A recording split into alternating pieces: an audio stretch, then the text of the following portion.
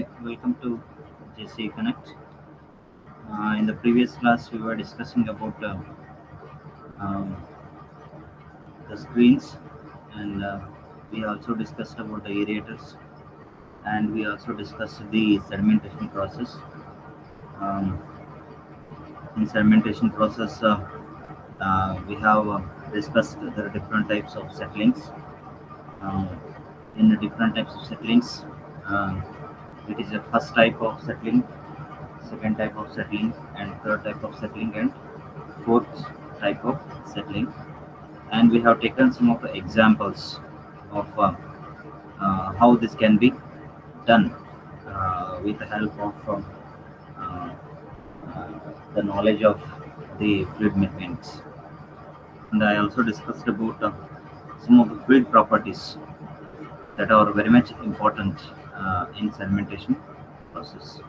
So then slowly, um, also we discussed some of the primary sedimentation tank.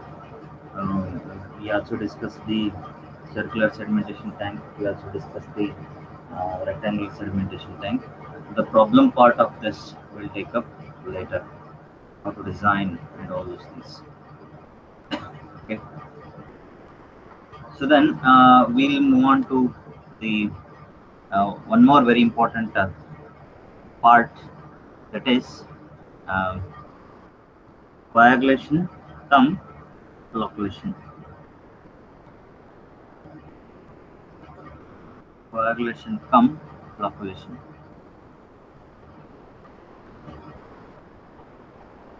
Coagulation and flocculation.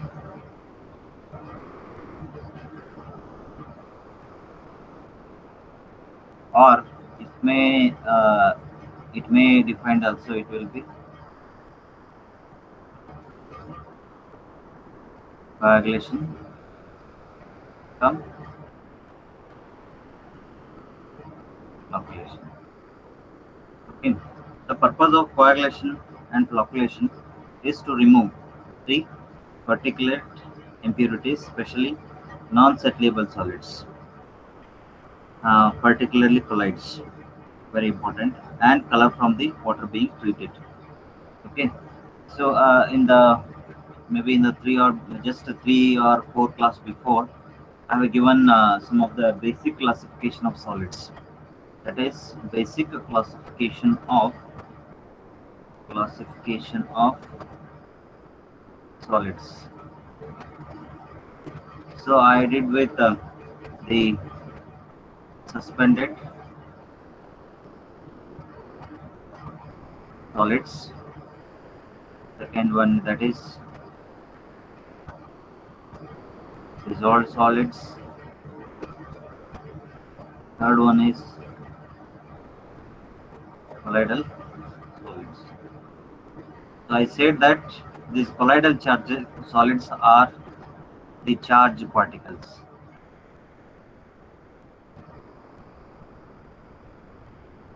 Charged particles. Suspended, of course, we can say these are non-charged particles. So these particles can be settled uh, under the influence of the gravity. Mostly, it is 90-95%. These are settled under the influence of the gravity only. But colloidal particles, if you in a jar, these particles always it will be in suspension. Okay, these particles will not settle under the influence of the gravity. Then you have to make these colloidal particles to settle. These colloidal particles to settle at the bottom. So how you have to make it settle? Then you have to add some external agent.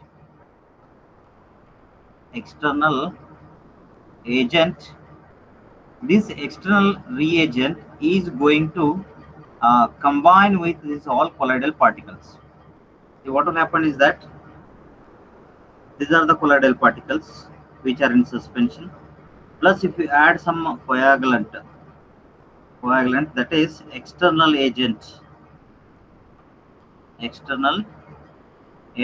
to the solution, what will happen is that, so these two will, this coagulant always make it these particles to close together. So initially these particles will be of like this. Okay. Then when you add this external agent, these particles will come to close together like this. Once these particles comes to close together, then the mass of this hole, it is going to increase. Mass of these particles is going to increase.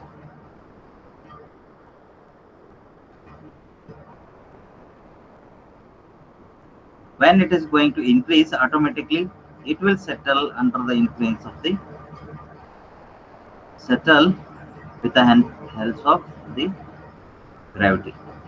With the help of the gravity, it is going to happen. So this process is nothing but coagulation as well as the flocculation. Okay, coagulation is a little bit different word, and flocculation is different word. The overall process, what I am telling is now creating a bigger mass of smaller particles, small minute particles. So that we can call it as the coagulation cum sedimentation process. Okay. See, then how exactly this process has to be conducted? What is the basis of um, doing this type of um, process? So first we have to understand that what exactly we are removing here. So we are removing only the colloidal particles. See, I already said that here some of the particles I have listed. So some particles will be positive, some particles will be negative, some particles will be positive, and some particles will be negative. So then first you have to neutralize all the charges. First, your job is to neutralize all these charges. By doing or by adding the external agent only, we are going to neutralize the charges.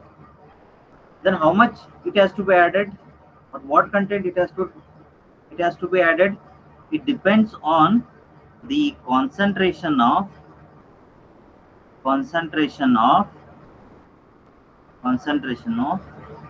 solids, as well as the type of charge. It depends on the type of charge. It depends on the type of charge also. So then we have systematic procedure has been implemented. So that we'll discuss in the further slides. Okay. So the main important of this coagulation flocculation is to remove the colloidal solids as well as the color from the water being treated. So then before that, one more classification, that is maybe you are not done that. So the major classification is that is, so I said basic classification, uh, suspended,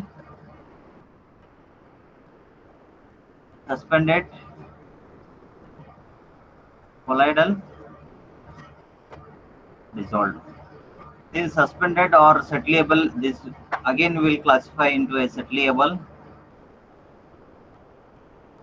and these two solids are non-settleable. So settleable means if you add it under the influence of the gravity, it is going to settle. But colloidal and dissolved particles will not settle under the influence of the gravity. So then our job is to make it settle. So only this colloidal and dissolved will make in the category of non-settleable. So how exactly the process and this has to be conducted? So that we have to check it out.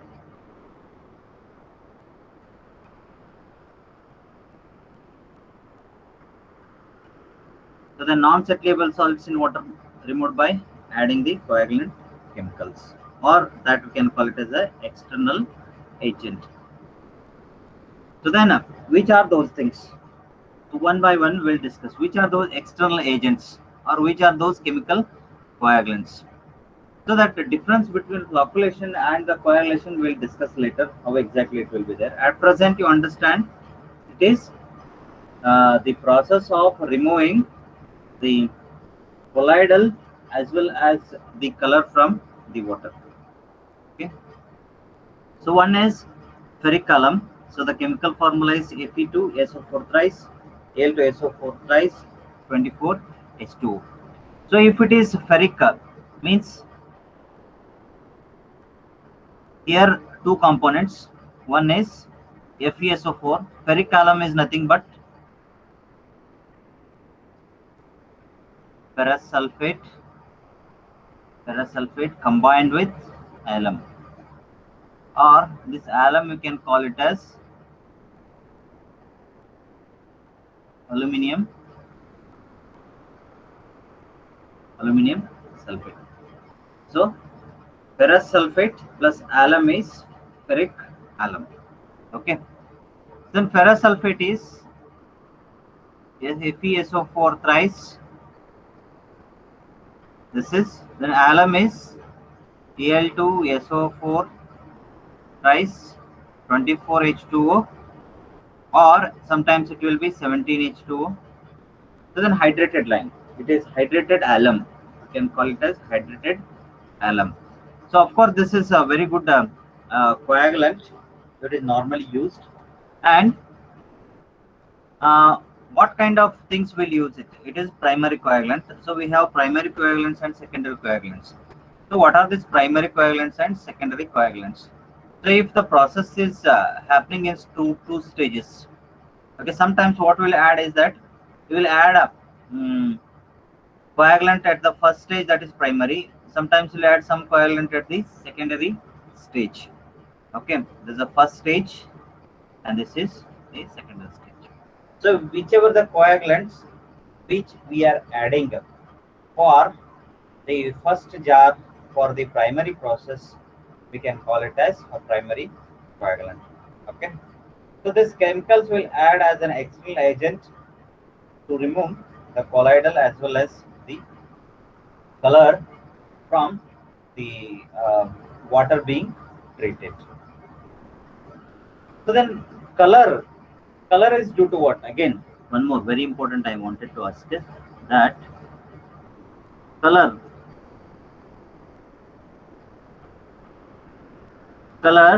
is due to both colloidal and dissolved solids. So you can say it is 60 to 70% colloidals, and remaining it will be of 30 to 40% it will be due to dissolved solids. So then, according to this, even your colloidal solids, it is going to remove some 20 to 30% of the dissolved solids also, because even dissolved solids also they are being charged particles. For example, if you take dissolved solids, best example is NaCl. NaCl is a salt. So Na plus and Cl minus. If you dissolve the salt in water, you cannot find any particles. Okay, by tasting only you can see that something is there in the water. Okay, so like that you have first one, that is ferric alum, that is primarily, and it is most efficiently it is used. Then polyaluminium chloride, that is Al2 OH 2.7, then Cl 3.3 whole to the base of 15. Okay, so then that is also primary coagulant. Then ferric chloride FeCl3 6H2O, that is also a primary coagulant. Then the calcium hydroxide, that is CaOH twice, so that is used as a primary coagulant. then calcium oxide, so that is CaO. Sometimes this calcium oxide, it is lime. It is nothing but the lime. It is unhydrated. You can call it as unhydrated lime. So if it is a hydrated lime, sometimes this will also be used, CaOH twice. So this is also a hydrated lime, which is used to um, perform the coagulation process. So how to select the coagulants? The coagulation is a physical and chemical reaction occurring between the alkalinity of water and the coagulant added water, which results in the formation of insoluble flux. I'll explain that what is that. I already explained that what is that insoluble flux. Okay. Most important consideration is the selection of proper type and the amount of coagulant chemical to be added to the water to be treated. Overdosing as well as underdosing of coagulants may lead to the reduced solids removal efficiency. So this condition may be corrected by carefully performing jar test and verifying the process of performance after making any change in the process of coagulation process. See, before going to this selection of the coagulants, one more very important coagulant, that is only alum. That is only alum. That is not being listed here. It is not being listed here. We have listed ferric alum, but one more, it is there only alum. So alum is nothing but Al2SO4 thrice, it is 17 H2O, or it is sometimes it is 5 H2O, or sometimes it is 24 H2O. So based on the different types of hydration levels, so this all formulas are being used. So this is also commonly used. Alum is a commonly used coagulant, but it is having some disadvantage. But still, in practical applications, this has been widely used. Now, some of the disadvantages which are happening in alum that we'll discuss later. So, ferric alum is being now used. Okay, so you just concentrate on this alum as well as the ferric alum. So now, how exactly, what factors are going to affect the selection of the coagulant? So main thing is that if a proper coagulant has to be selected, the main thing we have to maintain that the proper alkalinity of the water. Then some coagulants, that is, we also discussed the pH. The pH is also very important parameters in the coagulation process. And this process normally it is going to happen, or the maximum solids has to be removed at the pH of 10.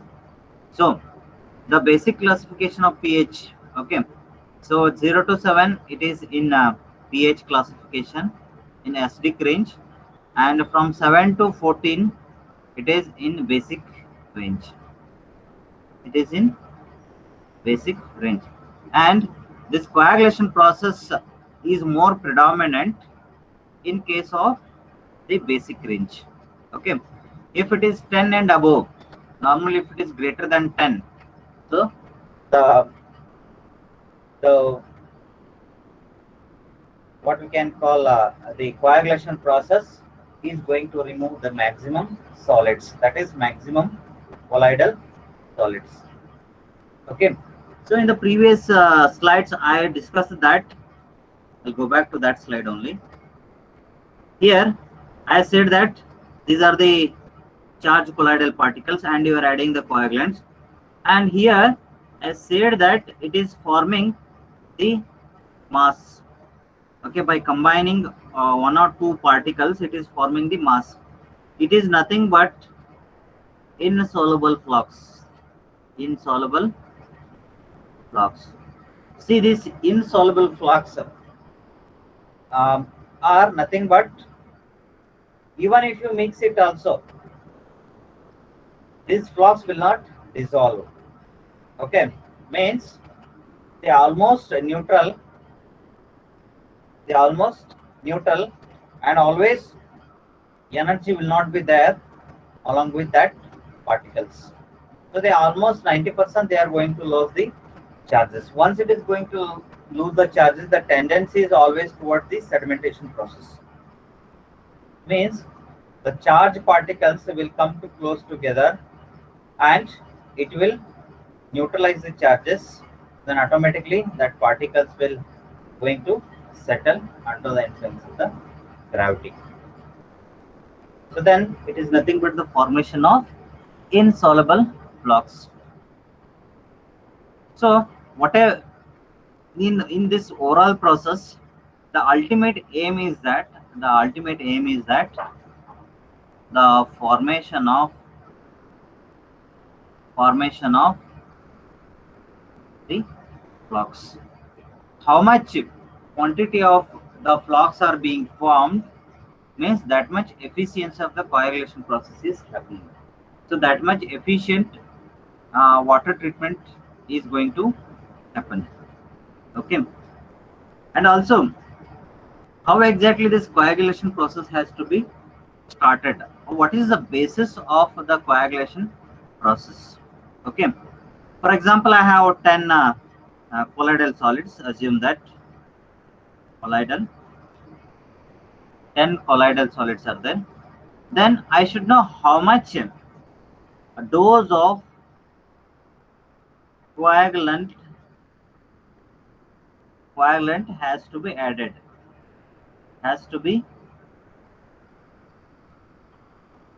How much dose of coagulant has to be added? That I have to check it out. Then how exactly you have to decide that for 10 colloidal solids how much dose is required? For that, you have to conduct one test called jar test. So with the help of this jar test, we are going to optimize the dose of the coagulant. Means in this process what we are doing, that we are finalizing the dose to remove these 10 colloidal solids. So then for that we have to conduct first jar test as he has explained and verify the performance after making any change in the process of coagulation process. So then what is this jar test? How exactly it has to be conducted? So the jar test has been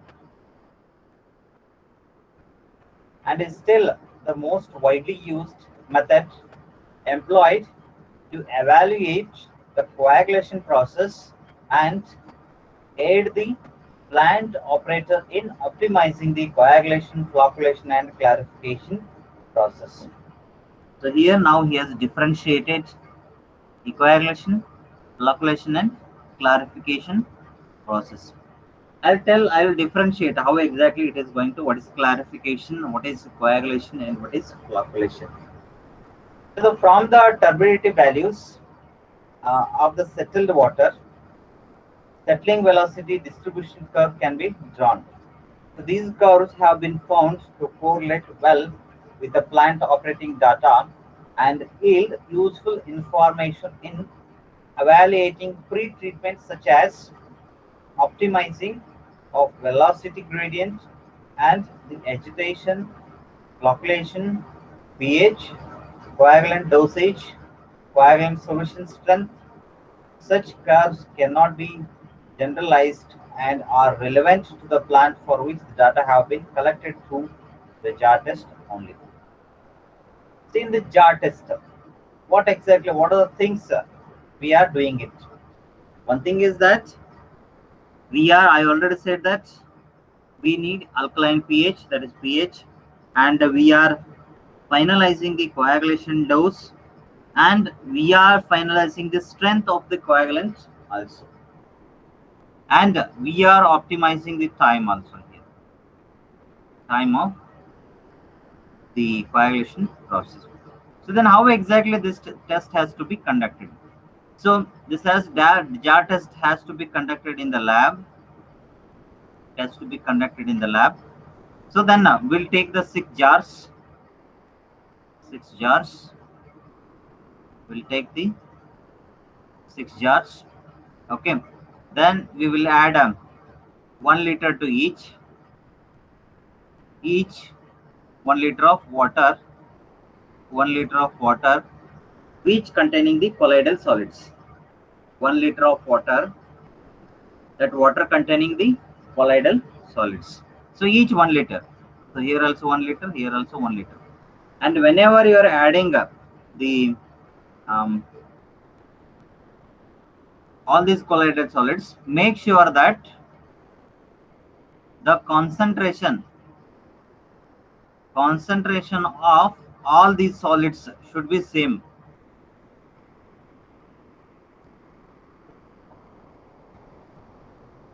Then how to determine these solids? See, these solids, either we were going to determine in terms of the unit called milligram per liter. So how many milligrams of solids are there per liter, or we will measure in terms of turbidity. Okay, we will measure in terms of one parameter called turbidity. Okay, so maybe what I'm planning is that we will complete this jar test, and before that we will try to cover all water quality parameters first. So then you can understand which are those parameters. So maybe I'll stop the coagulation process in the next class. We'll complete this process. Then we'll try to take up some of the water quality parameters. Then we'll go ahead with the remaining the water treatment plants. So then either this colloidal solids, it will be measured in terms of milligram per liter, or it will be measured in terms of turbidity. Then turbidity, what is the unit of turbidity? Unit of turbidity is NTU. Normally it is nepheloturbidimetric unit. Okay. So the strength or the concentration of the solids, it will be measured in some turbidity. That will be, the unit is NTU. Okay. So then for all these 6 jars, same NTU solution should be there. For example, if you got 10 NTU or 100 NTU in the first jar, here also you should maintain 100 NTU. Here also you should maintain 100 NTU. Here also you have to maintain 100 NTU. So here also you have to maintain 100 NTU. So means whenever you are adding the water to each of the jars, mix it well and add it. Okay, maintain the same NTU. Then once, if you here once you add it, so mixing devices will be there in this, like this. Mixing devices will be there. Okay, mixing device. Then you have to set this, all 6 jars has to rotate for initially for 1 minute, 100 RPM, and for next 29 minutes it is for about 30 to 40 RPM. So then this so you have to mix it well using the blades. See, these all jars will be connected with mixing blades, all and it will be connected with one motor like this.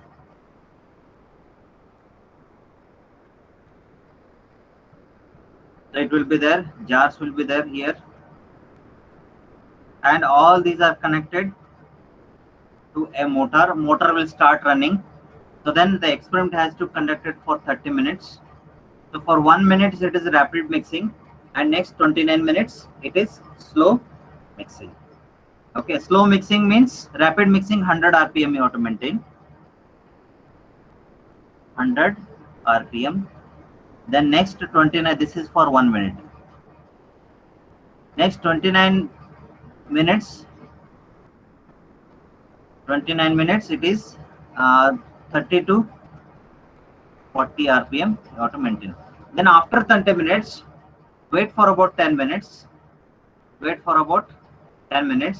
Then once after overall 40 minutes, you can see that all the solids, the colloidal solids, will settle at the bottom of these jars.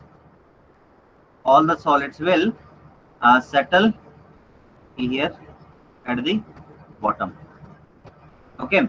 Then after that, what you have to do is that you have to take the samples from all 6 jars and you have to find out the final turbidity. So 6 samples you have to collect, one from this, one from this, and one from this, and one from this, one from this. So total 6 jars turbidity has to be measured. That is final turbidity. So the final turbidity, it will be totally different. Okay. So then before mixing, come back to the again. Before mixing up, before starting off even for the rapid mixing as well as the slow mixing, you have to add the coagulants that we forgot. So you have to add the coagulant dose. Starting from for all 6 jars. First jar, this is before mixing. Before mixing only you have to add the coagulants. So starting with 5 milligram per liter, 10 milligram per liter. So 15, 20, 25 and 30. So total first jar, second, third, fourth, fifth and sixth. Okay. 5 milligram per liter, 10, 15, 20, 25 and 30 milligram per liter. Okay. This much coagulant you have to add before starting off the mixing process. This no need to forget. Okay, then you have to start for the rapid mixing for 1 minute and slow mixing for the 30 minutes. So then wait for 10 minutes, total it will be 40 minutes. Then take the sample from each of the jars and measure the final turbidity.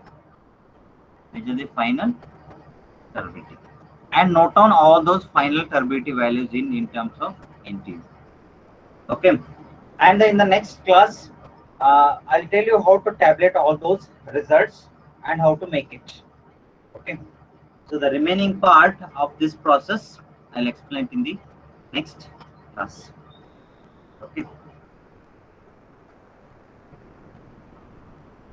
the tabulation is a little bit lengthier, so how to tabulate it and how to plot the graph also. Okay, it may take another half an hour to explain it. Okay. So the plotting of the graph and how to conduct in the laboratory, that also I'll explain in the next class. So now we stopped at you have to measure the final turbidity and note down it in the tabular format. That tabular format I'll give you maybe in the further class. Okay.